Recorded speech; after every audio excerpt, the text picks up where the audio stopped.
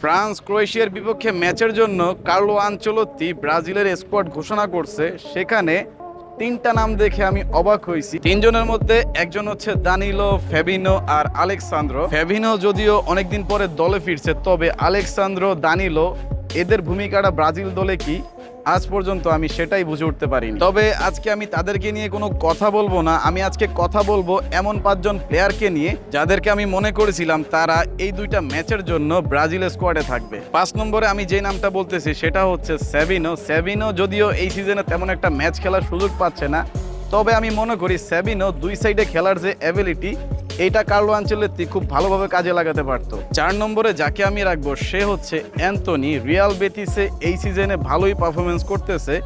আমি মনে করেছিলাম কার্লো আনচেলত্তি এই উইন্ডোতে তাকে দলে ডাকবে, তবে শেষমেশ এই দুইটা ম্যাচের জন্য কার্লো আনচেলত্তি অ্যান্থনিকেও দলে ডাকেনি। এরপর আসি 3 নম্বরে আমি যার নামটা বলবো সে হচ্ছে রিচার্লিসন। রিচার্লিসন এই সিজনে তেমন একটা ফর্মে আছে সেটা বলবো না, তবে লিভারপুলের বিপক্ষে ম্যাচে টটেনহামকে যেভাবে উদ্ধার করলো সেই হিসাব করতে গেলে রিচার্লিসন এই দলে থাকলেও থাকতে পারতো। তবে যেহেতু কার্লো আনচেলত্তি ইগোর থিয়াগোকে ডাক দিয়ে ফেলেছে, সো আমি মনে করি যে এটা যুক্তিসম্মত যে একজন স্ট্রাইকার থাকাকালীন অন্য আরেকটা স্ট্রাইকারকে ডাকবে না কার্লো আনচেলত্তি। 2 নম্বরে আমি যে প্লেয়ারটার নাম বলবো সে হচ্ছে উলফসে খেলা আন্দ্রের পারফরমেন্স এই সিজনে আপস অ্যান্ড ডাউনসের মধ্যে দিয়ে গেলেও আমি মনে করি ফেবিনো থেকে 1000 গুণে বেটার আন্দ্রে। 1 নম্বরে আমি যে প্লেয়ারটার নাম বলতে যাচ্ছি তার নামটা শুনলে আপনারাও আক্ষেপ করবেন, একটা প্লেয়ার এতদিন ধরে জাতীয় দলের বাইরে কিভাবে থাকে, তাও আবার জেনারেশনের অন্যতম সেরা একজন ট্যালেন্টেড ফুটবলার। সে আর কেউ না, সে হচ্ছে